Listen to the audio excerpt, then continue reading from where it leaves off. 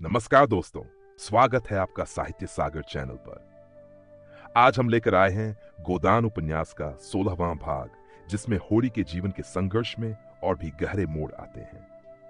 इस भाग में हम देखेंगे कि कैसे होरी और उसके परिवार को और भी विकट परिस्थितियों का सामना करना पड़ता है और उसकी उम्मीदें और अधिक कठिनाई में फंस जाती हैं। मुंशी प्रेमचंद जी ने इस भाग में समाज की कड़वी सच्चाइयों और इंसान की आंतरिक ताकत को बहुत ही प्रभावशाली तरीके से पेश किया है। तो चलिए, इस नए अध्याय में हम होरी के जीवन के और भी गहरे पहलुओं को समझते हैं। राय साहब को खबर मिली कि इलाके में एक वारदात हो गई है और होरी से गांव के पंचों ने जुर्माना वसूल कर लिया है, तो फौरन नोखेराम को बुलाकर जवाब तलब किया।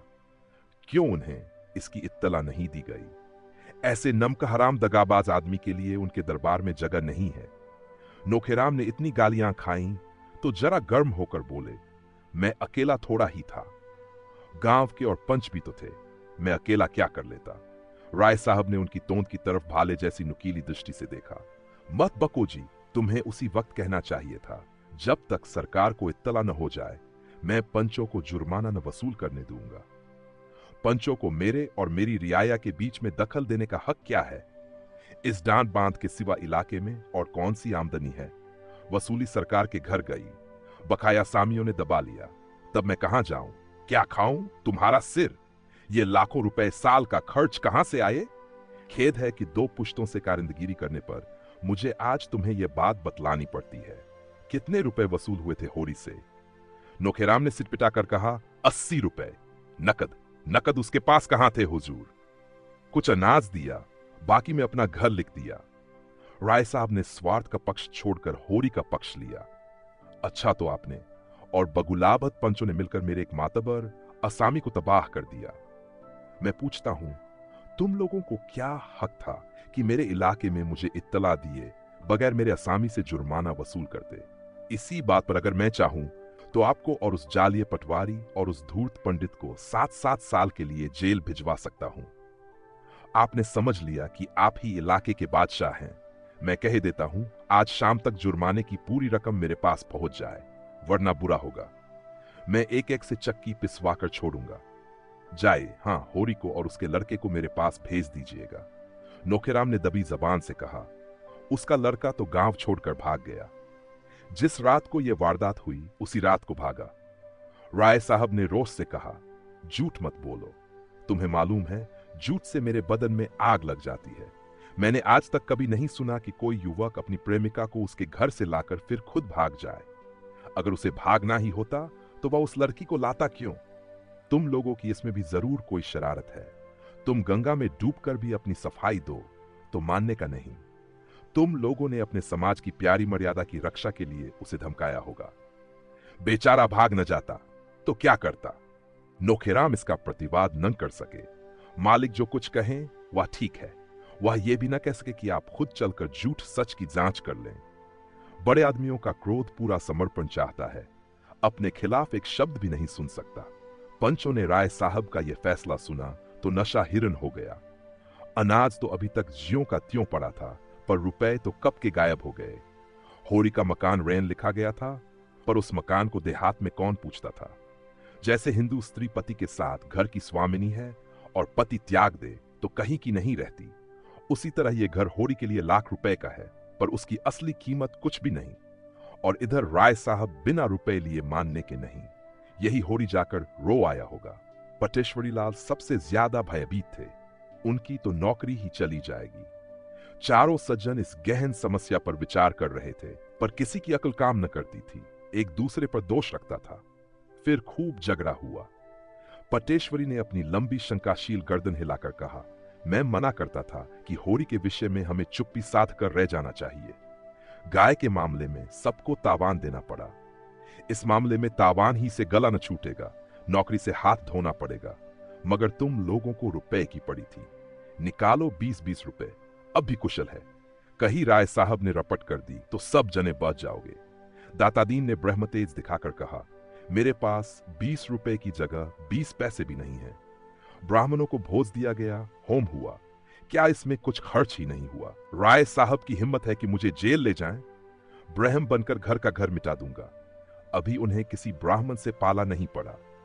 जिंगूरी सिंह ने भी कुछ इसी आशय के शब्द कहे। वह राय साहब के नौकर नहीं हैं।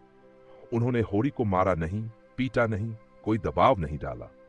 होरी अगर प्रायश्चित करना चाहता था तो उन्होंने इसका अवसर दिया। इसके लिए कोई उन पर अपराध नहीं लगा सकता। मगर नोखेराम की गर्दन इतनी आसानी से न छूट सकती थी। यहां मजे से बैठे राज करते थे। वेतन तो 10 रुपए से ज्यादा न था, पर 1000 साल की ऊपर की आमदनी थी।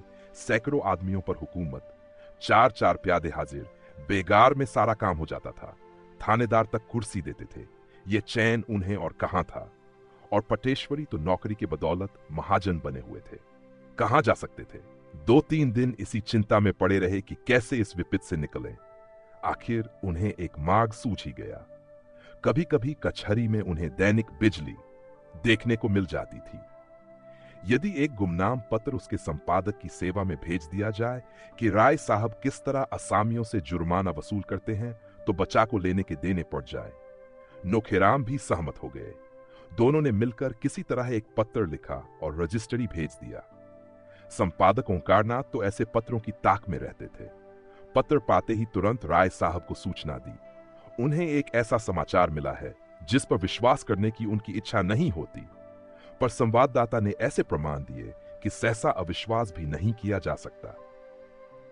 क्या यह सच है कि राय साहब ने अपने इलाके के एक असामी से 80 रुपए तावान इसलिए वसूल किए कि उसके पुत्र ने एक विधवा को घर में डाल लिया था?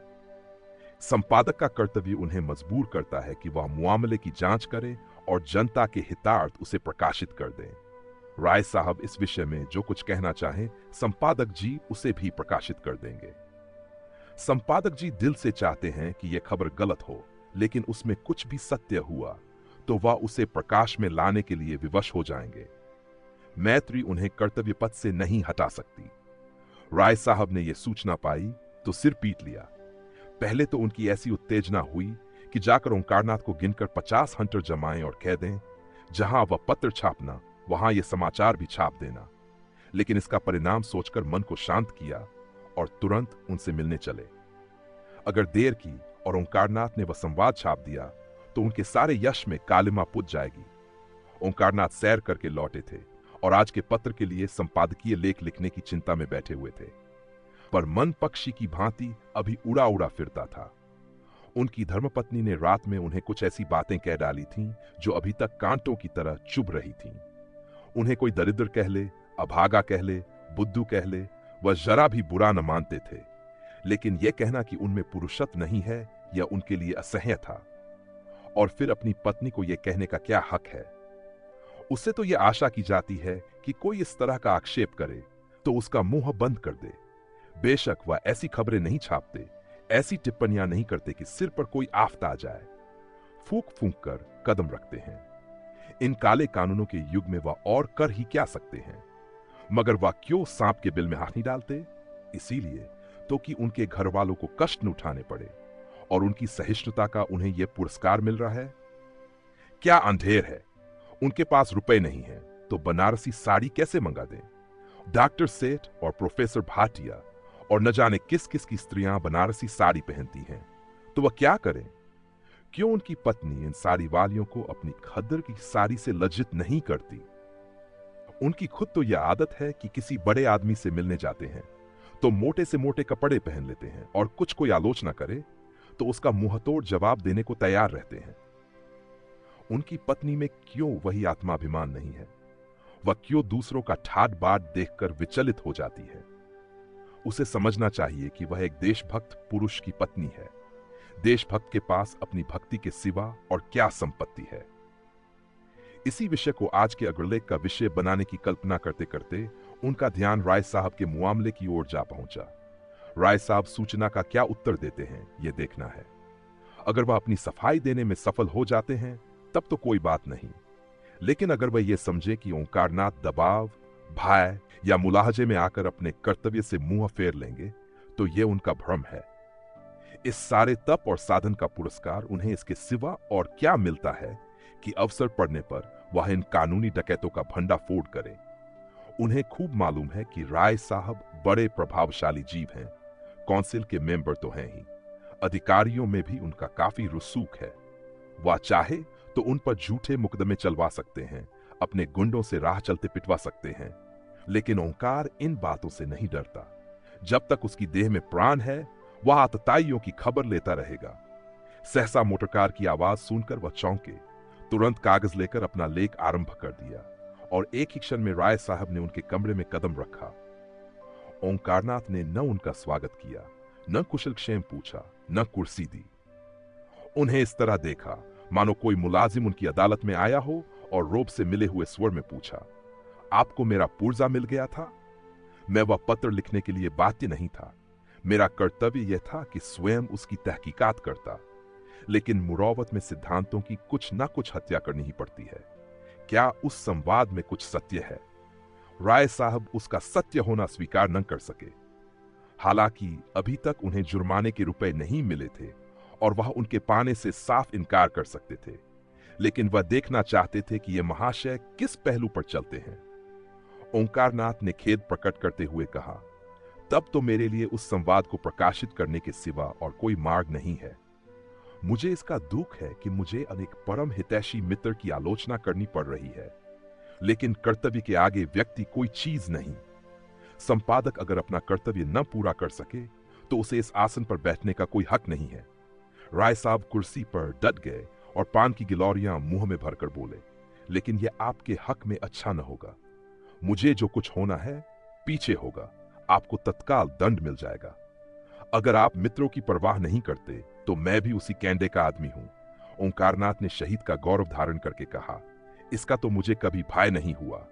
जिस दिन मैंने पत्र संपादन का भार लिया उसी दिन प्राणों का मोह छोड़ दिया, और मेरे समीप एक संपादक की सबसे शानदार मौत यही है कि वह न्याय और सत्य की रक्षा करता हुआ अपना बलिदान कर दे। अच्छी बात है, मैं आपकी चुनौती स्वीकार करता हूं। मैं अब तक आपको मित्र समझता आया था, मगर अब आप लड़ने ही पर तैयार है तो लड़ाई ही सही। आखिर मैं आपके पत्र का 5 गुना चंदा क्यों देता हूं? केवल इसीलिए कि वह मेरा गुलाम बना रहे। मुझे परमात्मा ने रईस बनाया है। 75 रुपया देता हूं इसीलिए कि आपका मुंह बंद रहे। जब आप घाटे का रोना रोते हैं और सहायता की अपील करते हैं, और ऐसी शायद ही कोई तिमाही जाती हो जब आपकी अपील न निकलती हो, तो मैं ऐसे मौके पर आपकी कुछ न कुछ मदद कर देता हूं। किस लिए? दीपावली, दशहरा, होली में आपके यहां बैना भेजता हूं और साल में 25 बार आपकी दावत करता हूं। किस लिए? आप रिश्वत और कर्तव्य दोनों साथ साथ नहीं निभा सकते। ओंकारनाथ उत्तेजित होकर बोले, मैंने कभी रिश्वत नहीं ली। राय साहब ने फटकारा, अगर यह व्यवहार रिश्वत नहीं है तो रिश्वत क्या है? जरा मुझे समझा दीजिए। क्या आप समझते हैं आपको छोड़कर और सभी गधे हैं जो निस्वार्थ भाव से आपका घाटा पूरा करते हैं? निकालिए अपनी बही और बतलाइए, अब तक आपको मेरी रियासत से कितना मिल चुका है? मुझे विश्वास है हजारों की रकम निकलेगी। अगर आपको स्वदेशी स्वदेशी चिल्लाकर विदेशी दवाओं और वस्तुओं का विज्ञापन छापने में शर्म नहीं आती, तो मैं अपने असामियों से डांट तावान और जुमारना लेते शर्माऊं? यह न समझिए कि आप ही किसानों के हित का बीड़ा उठाए हुए हैं। मुझे किसानों के साथ जलना मरना है। मुझसे बढ़कर दूसरा उनका हितेच्छु नहीं हो सकता। लेकिन मेरी गुजर कैसे हो? अफसरों को दावतें कहां से दूं?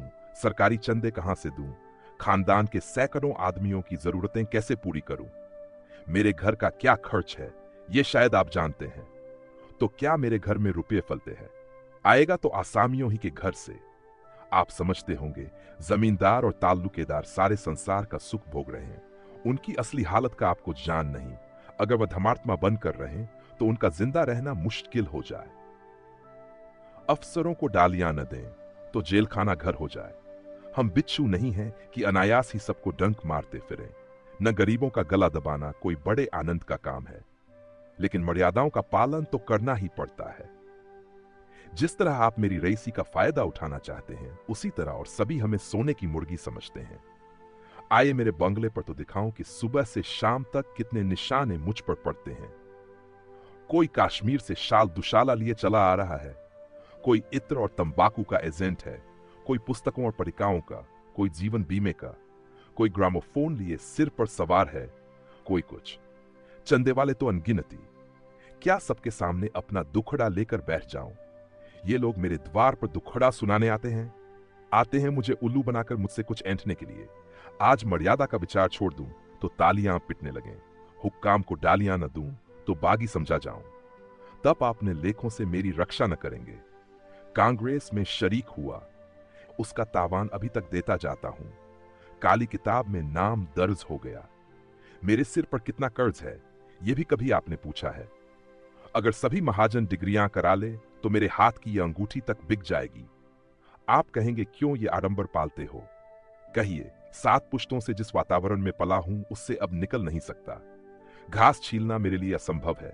आपके पास जमीन नहीं, जायदाद नहीं, मर्यादा का झमेला नहीं, आप निर्भीक हो सकते हैं, लेकिन आप भी दुम दबाए बैठे रहते हैं। आपको कुछ खबर है अदालतों में कितनी रिश्वतें चल रही है, कितने गरीबों का खून हो रहा है, कितनी देवियां भ्रष्ट हो रही है बूता लिखने का? सामग्री मैं देता हूं, प्रमाण सहित। ओंकारनाथ कुछ नर्म होकर बोले, जब कभी अवसर आया है मैंने कदम पीछे नहीं हटाया। राय साहब भी कुछ नर्म हुए। हां, मैं स्वीकार करता हूं कि 2-1 मौकों पर आपने जवामर्दी दिखाई है, लेकिन आपकी निगाह हमेशा अपने लाभ की ओर रही है, प्रजा हित की ओर नहीं। आंखें निकालिए और न मुंह लाल कीजिए। जब कभी आप मैदान में आए हैं उसका शुभ परिणाम यही हुआ कि आपके सम्मान और प्रभाव और आमदनी में इजाफा हुआ है। अगर मेरे साथ भी आप वही चाल चल रहे हो तो मैं आपकी खातिर करने को तैयार हूं। रुपए न दूंगा क्योंकि वह रिश्वत आपकी पत्नीजी के लिए कोई आभूषण बनवा दूंगा। है मंजूर? अब मैं आपसे सत्य कहता हूं कि आपको जो संवाद मिला वह गलत है, मगर यह भी कह देना चाहता हूं कि अपने और सभी भाइयों की तरह मैं असामियों से जुर्माना लेता हूं और साल में 10-5 हजार रुपए मेरे हाथ लग जाते हैं। और अगर आप मेरे मुंह से यह कौड़ छीनना चाहेंगे तो आप घाटे में रहेंगे। आप भी संसार में सुख से रहना चाहते हैं, मैं भी चाहता हूं। इससे क्या फायदा कि आप न्याय और कर्तव्य का डोंग रचकर मुझे भी जेरबार करें, खुद भी जेरबार हों। दिल की बात कहिए, मैं आपका बैरी नहीं हूं। आपके साथ कितनी ही बार एक चौके में एक मेज पर खा चुका हूं। मैं यह भी जानता हूं कि आप तकलीफ में हैं। आपकी हालत शायद मेरी हालत से भी खराब है। हां, अगर आपने हरिश्चंद्र बनने की कसम खा ली है तो आपकी खुशी। मैं चलता हूं। राय साहब कुर्सी से उठ खड़े हुए। ओंकारनाथ ने उनका हाथ पकड़कर सिंध भाव से कहा, नहीं नहीं, अभी आपको बैठना पड़ेगा। मैं अपनी पोजीशन साफ कर देना चाहता हूं। आपने मेरे साथ जो सलूक किए हैं उनके लिए मैं आपका आभारी हूं, लेकिन यहां सिद्धानत की बात आ गई है और आप जानते हैं सिद्धानत प्राणों से भी प्यारे होते हैं। राय साहब कुर्सी पर बैठकर जरा मीठे स्वर में बोले, अच्छा भाई, जो चाहे लिखो, मैं तुम्हारे सिद्धानत को तोड़ना नहीं चाहता। और तो क्या होगा, बदनामी होगी। हां, कहां तक नाम के पीछे पीछे मरूं? कौन ऐसा ताल्लुकेदार है जो असामियों को थोड़ा बहुत नहीं सताता? कुत्ता हड्डी की रखवाली करे तो खाए क्या? मैं इतना ही कर सकता हूं कि आगे आपको इस तरह की कोई शिकायत न मिलेगी। अगर आपको मुझ पर कुछ विश्वास है तो इस बार क्षमा कीजिए। किसी दूसरे संपादक से मैं इस तरह की खुशामद न करता, उसे सरे बाजार पिटवाता, लेकिन मुझसे आपकी दोस्ती है, इसलिए दबना ही पड़ेगा। यह समाचार पत्रों का युग है, सरकार तक उनसे डरती है। मेरी हस्ती क्या, आप जिसे चाहे बना दें। खैर, यह झगड़ा खत्म कीजिए। कहिए, आजकल पत्र की क्या दशा है? कुछ ग्राहक बढ़े? ओंकारनाथ ने अनिच्छा के भाव से कहा, किसी न किसी तरह काम चल जाता है और वर्तमान परिस्थिति में मैं इससे अधिक आशा नहीं रखता। मैं इस तरफ धन और भोग की लालसा लेकर नहीं आया था, इसलिए मुझे शिकायत नहीं है। मैं जनता की सेवा करने आया था और वह यथाशक्ति किए जाता हूं।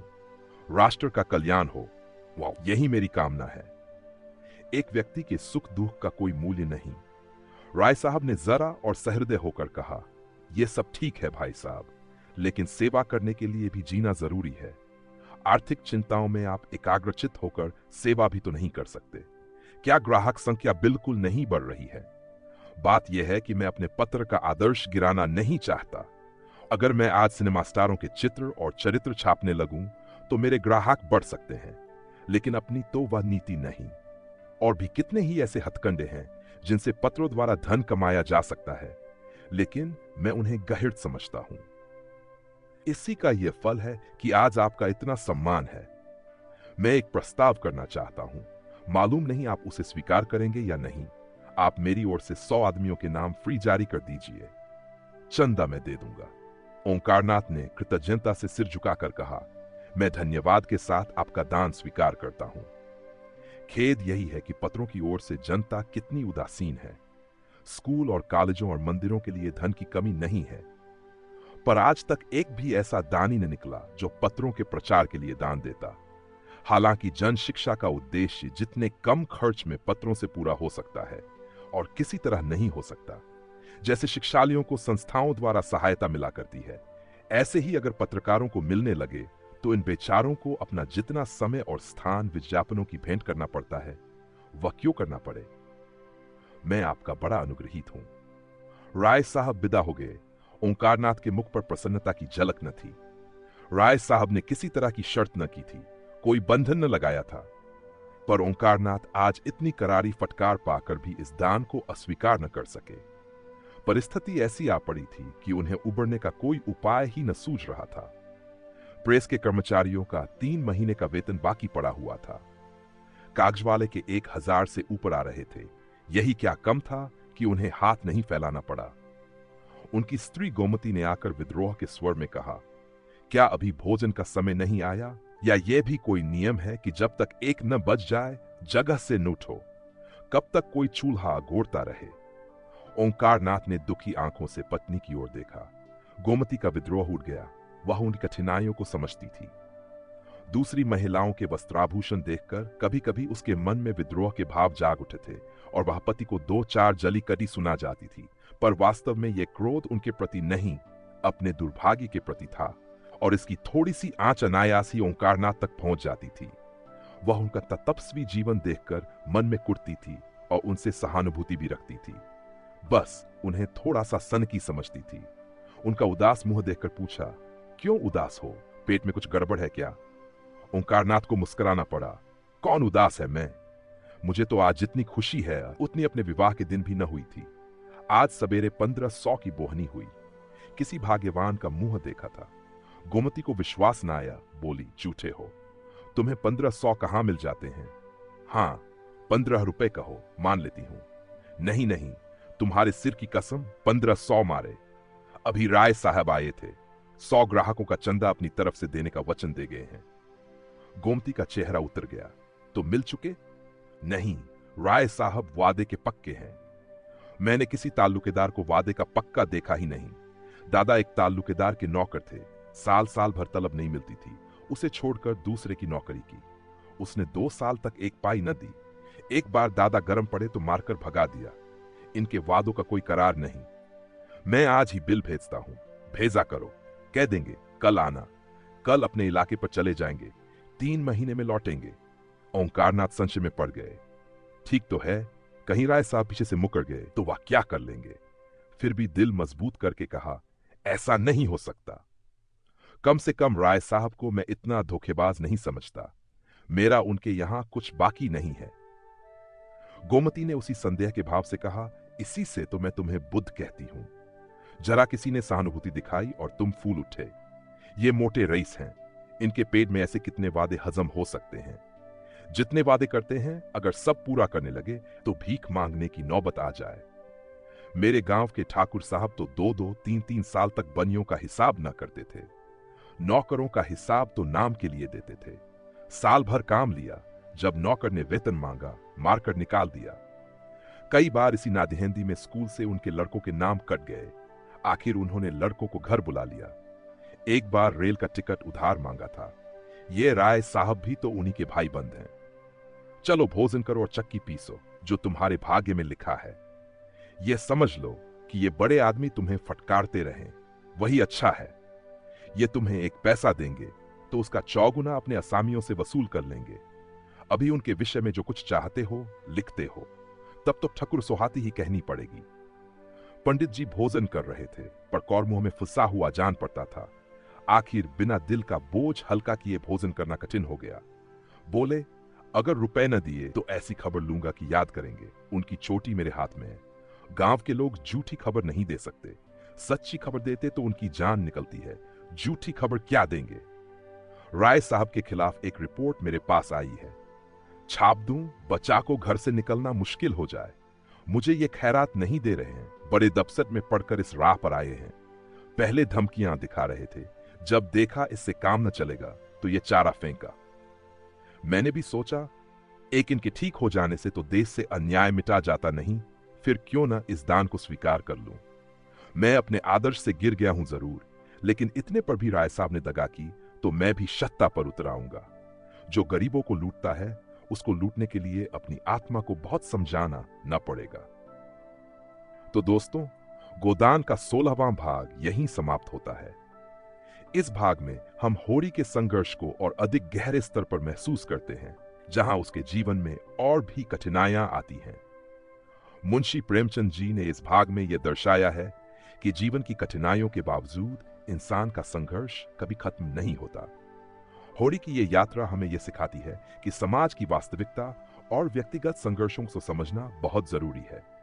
अगर आपको यह वीडियो पसंद आया हो तो लाइक करें, कमेंट करें और साहित्य सागर को सब्सक्राइब करें। हम जल्द ही लेकर आएंगे गोदान का 17वां भाग। तब तक जुड़े रहिए हमारे साथ। धन्यवाद।